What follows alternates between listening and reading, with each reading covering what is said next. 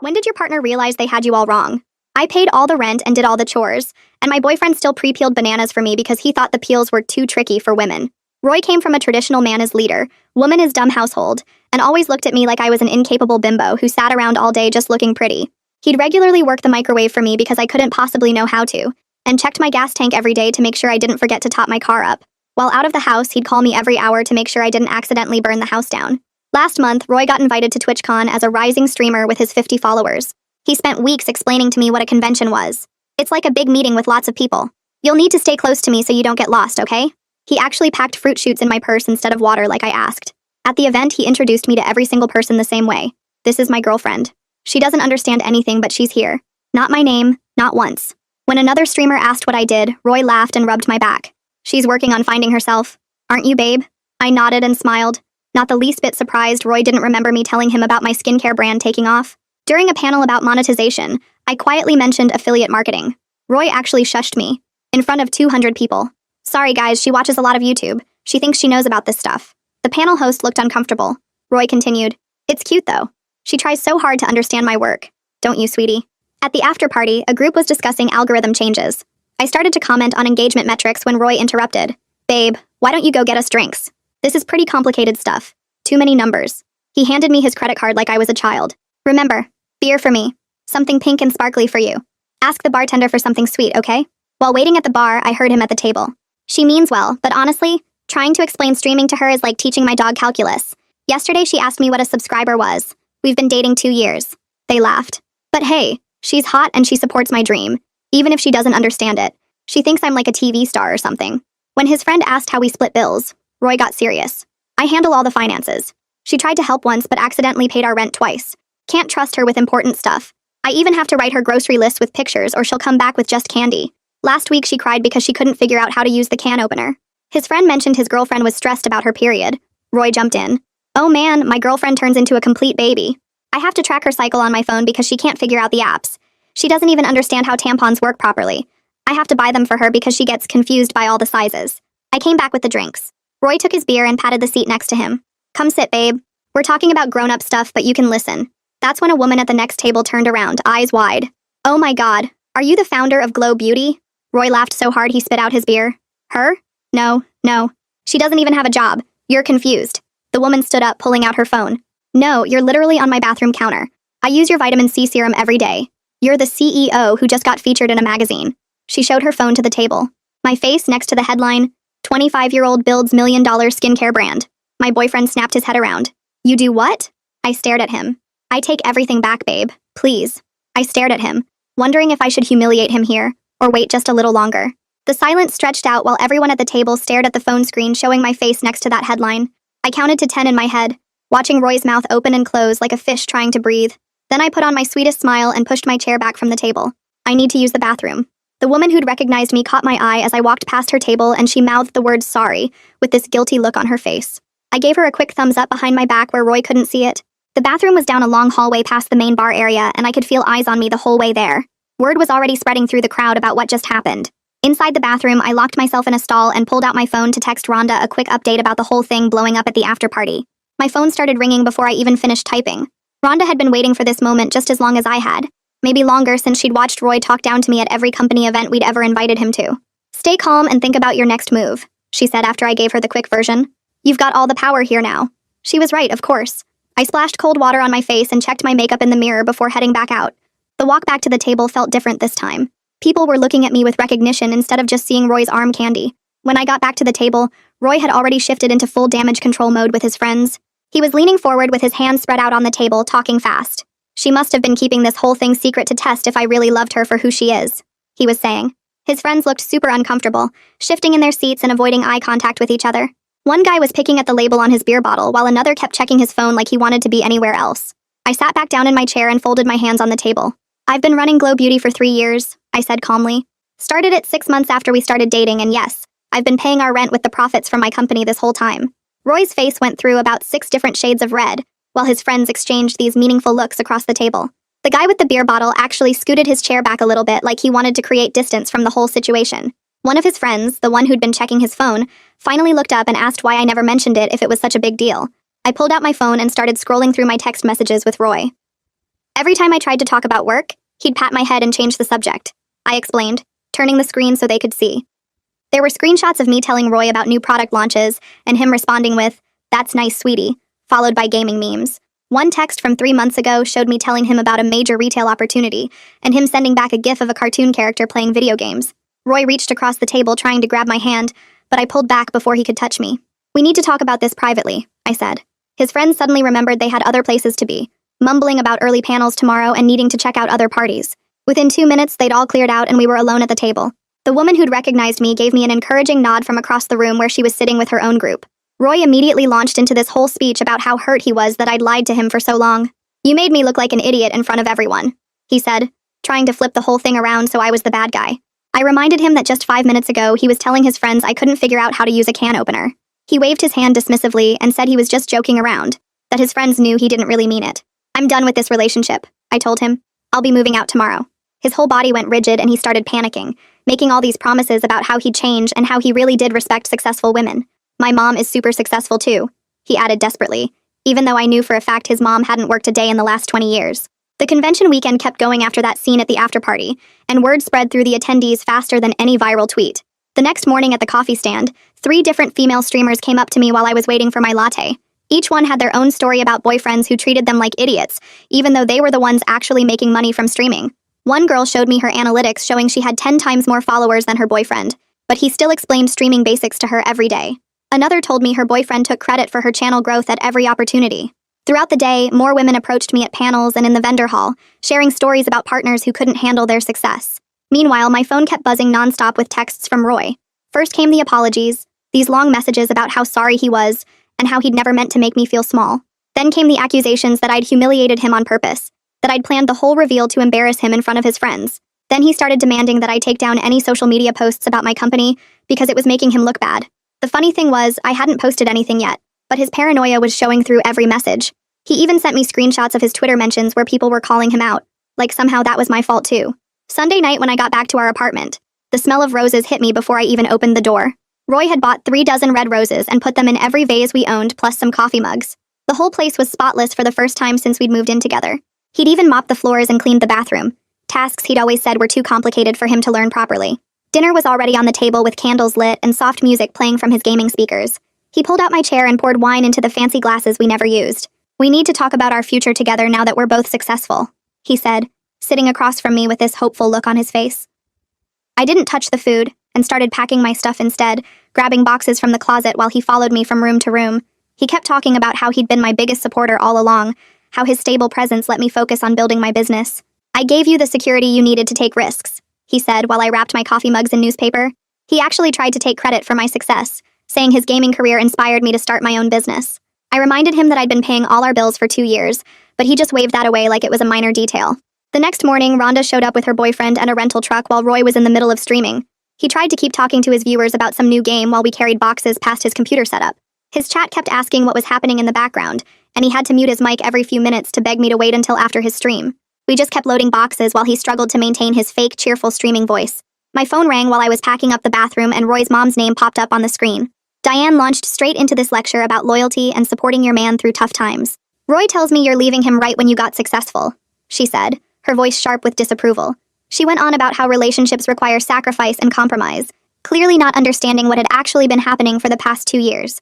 I started listing specific examples of how Roy had treated me, like the banana peeling and the microwave incidents. She laughed at each one and called them sweet gestures of protection. "Boys will be boys," she said when I told her about the can opener story. "You should be grateful he cared enough to help you so much." Then Harvey got on the phone and his voice was even more dismissive than his wife's. "You're making a huge mistake leaving a good provider like Roy," he said firmly. I told him I'd been the sole provider for our entire relationship, paying rent and bills while Roy played video games. He literally didn't believe me until I offered to email him 2 years of bank statements, showing every payment coming from my account. The moving process dragged on all day because Roy kept trying to claim things that were obviously mine. He grabbed boxes of Glow Beauty products from my inventory and insisted they belonged to both of us. "I protected you while you built this company, so I own half of it," he said, holding a box of vitamin C serums. He tried to keep my laptop, my ring light for product photos, even the label printer I used for shipping. Every item turned into an argument about who really owned what. My phone buzzed with a text from my lawyer friend who'd heard about the breakup through social media. She warned me about protecting my assets and mentioned Roy might try to claim common law marriage rights to get money from my business. I texted back that California doesn't recognize common law marriage and everything was already in my name anyway. She sent me links to document everything just in case he tried something stupid later. That evening, I crashed at Rhonda's place and we ordered Chinese food while going through my overflowing email inbox. 3 major beauty influencers had reached out after hearing about the TwitchCon reveal, each one wanting to feature Glow Beauty on their channels. One had 2 million followers and wanted to do a full brand review next week. Another wanted to include my products in her monthly favorites video. The third one offered to create a dedicated discount code for her audience. While we were eating orange chicken and answering emails, Roy posted this long Twitter thread about being blindsided by his girlfriend's secret life. He wrote 10 tweets about how hurt and betrayed he felt by my deception, making himself sound like the victim of some elaborate con. He talked about how he'd supported me through everything, and this was how I repaid his love and dedication. He left out every single part about treating me like an incompetent child for 2 years, about the fruit shoots in my purse, about explaining what tampons were for. His followers started replying with sympathy and calling me a gold digger who'd used him until I made it big.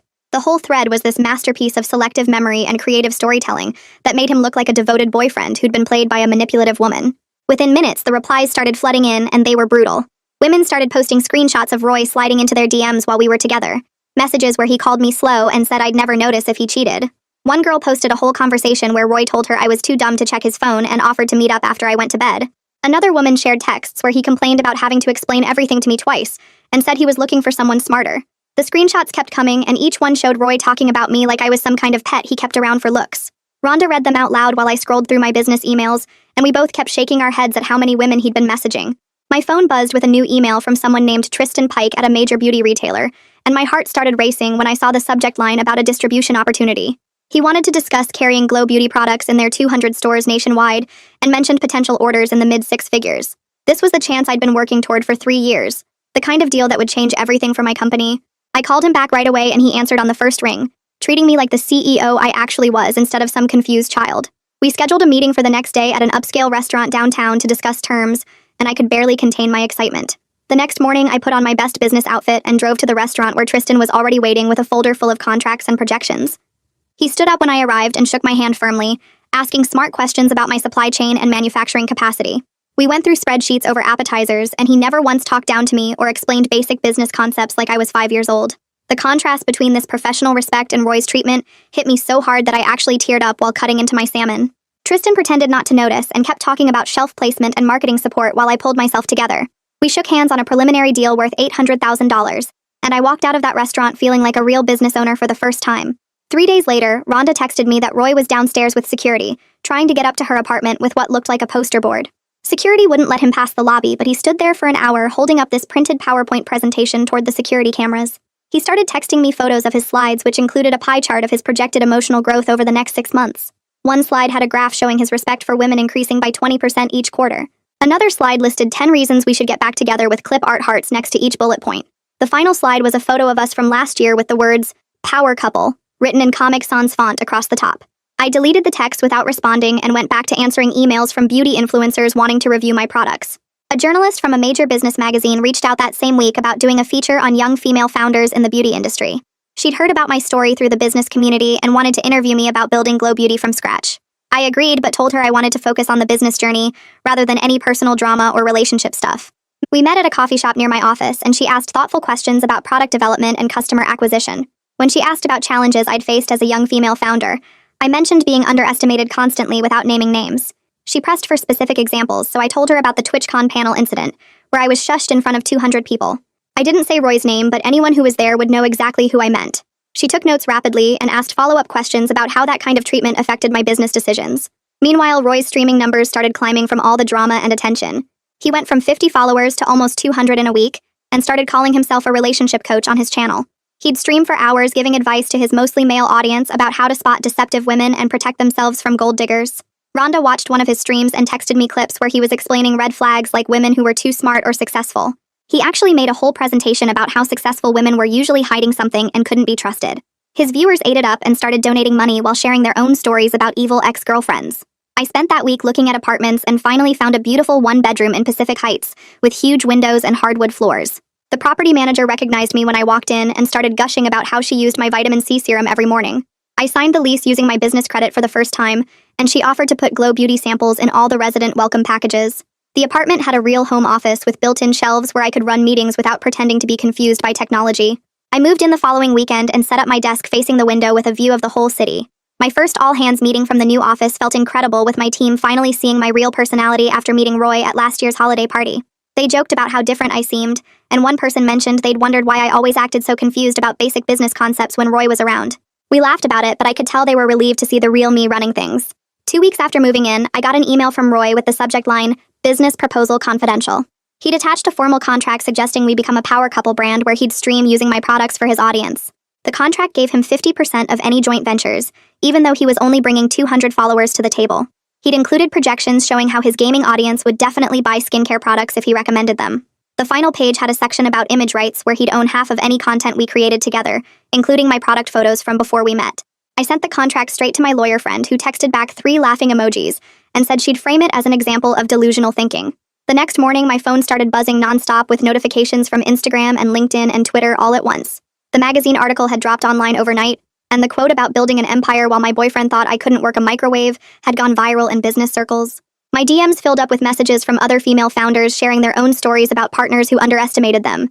One woman wrote about her husband who thought she was playing games on her laptop when she was actually coding her startup that later sold for millions. Another told me about her ex who tried to explain her own PhD thesis to her at a dinner party. I spent the morning reading through hundreds of these messages and feeling less alone than I had in years. My phone rang while I was making coffee and Harvey's name popped up on the screen. I almost didn't answer, but curiosity got the better of me. He started talking immediately about how proud he was of my success and how he always knew I was special. Then he got to his real point and asked if I could hire Roy as a brand ambassador for Glow Beauty since I was doing so well. He actually said Roy could provide the male perspective my female-focused brand was missing. I told him I'd think about it and hung up while he was still talking about Roy's marketing potential. 3 days later, I was at Whole Foods picking up groceries when I spotted a familiar figure struggling at the self-checkout station. Roy was standing there holding a single apple and staring at the screen like it was written in another language. The machine kept beeping at him and a line was forming behind him. I walked over and pressed the produce button, then showed him how to find apples on the menu. He looked up at me with this weird mix of embarrassment and gratitude on his face. Neither of us said anything about the irony of me helping him with basic technology. He thanked me quietly and I started walking toward the parking lot, but he followed me outside. At my car, he finally started talking and said he was sorry for everything. His voice actually cracked a little when he admitted his parents had messed him up with their whole dynamic. He told me he'd started seeing a therapist who was helping him understand his patterns. But then he had to add that I still should have told him about the company sooner. I just nodded and got in my car while he stood there looking lost in the parking lot. Back at the office, Rhonda showed me the sales numbers from the past week, and we'd spiked 300% since the article came out. Orders were pouring in faster than our small team could handle them. We needed to hire at least 5 more people immediately just to keep up with fulfillment. Rhonda suggested we specifically look for women who'd been underestimated in their careers and turn our experience into opportunity for others. I loved the idea, and we posted job listings that afternoon, emphasizing we valued potential over traditional credentials. Within hours, we had dozens of applications from women with stories similar to mine. Over the next few days, Roy's friends started reaching out one by one to apologize for not speaking up when he was being condescending at TwitchCon. 2 of them admitted their girlfriends had threatened to dump them if they didn't recognize their own similar behaviors. One guy wrote a long message about how watching Roy's downfall made him realize he'd been doing the same thing to his wife. They all seemed genuinely sorry, but I couldn't help wondering why none of them said anything when it was actually happening. The following week, Tristan from the major beauty retailer called to confirm our distribution deal was approved by his board. Glow Beauty products would be in 200 stores nationwide by the end of the quarter. He asked if I wanted to sign the contracts at his office, but I suggested the coffee shop on Market Street instead. It was the same place where Roy had once spent an hour explaining to me how business worked while I nodded along. I signed the papers at the same table where he'd drawn supply and demand curves on napkins like I was in kindergarten. Tristan treated me like the CEO I was, and we discussed expansion strategies for the next hour. That evening, I got a long email from Diane with the subject line, "You've destroyed my son." She went on for 3 pages about how I'd ruined Roy's confidence and his streaming career was suffering because of me. She claimed his viewers missed the confident guy he used to be and said I should be ashamed of myself. She couldn't see the connection between his confidence and his condescension at all.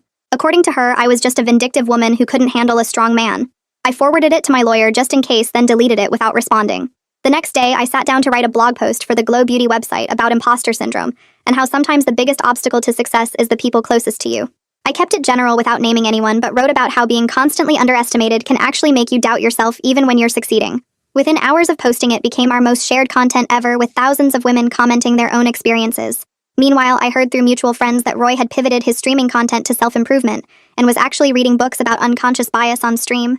His audience had shrunk from 200 back down to about 70, but the remaining viewers seemed more genuine. He'd stopped calling women females and was actually engaging with female streamers as equals for the first time. 3 months went by, and I got an email from a major business conference asking me to speak about authentic leadership at their event in Vegas next month. The organizer mentioned in her email that they'd originally considered Roy for their gaming panel, but decided against it after seeing his Twitter thread meltdown. I accepted immediately, and spent the next few weeks preparing my presentation, while also managing our expanding team at Glow Beauty. The conference was packed with over 5,000 attendees, and my talk was scheduled for the main stage on day 2.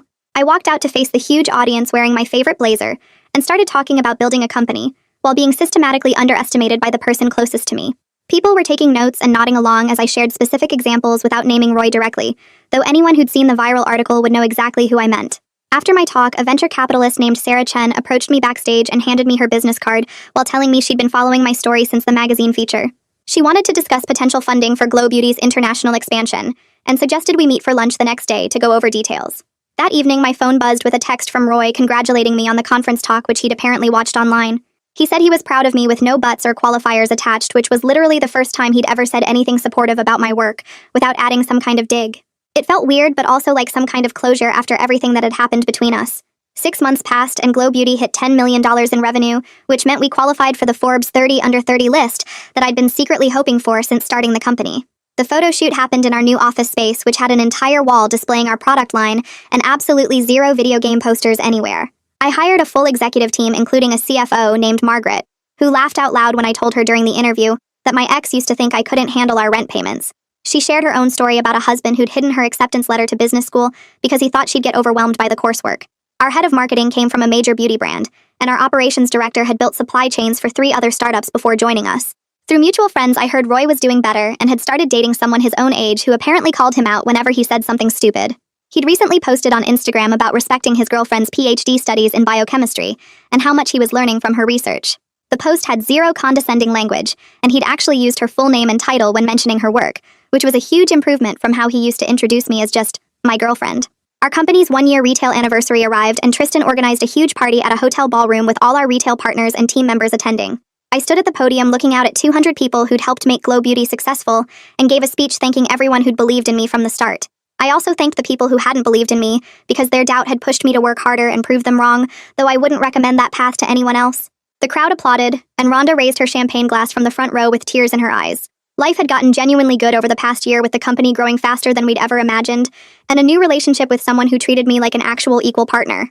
His name was David, and he ran his own tech startup, so he understood the demands of building a business and never once suggested I needed help with basic tasks. We'd met at a founders meetup where he'd asked intelligent questions about our supply chain and distribution strategy instead of assuming I was someone's assistant. Even Roy seemed to have grown from our whole experience based on what I saw online, though we'd never be friends or even speak again, really. The last I heard, he'd started a podcast about unlearning toxic masculinity and actually had decent guests who challenged him on his past behavior. His streaming numbers stayed small, but his content had shifted completely away from the bro culture stuff he used to promote. Thanks for hanging out with me through all this wondering and questioning. Really means a lot. I'll catch you next time, wherever curiosity takes us. Like the video? It helps more than you think.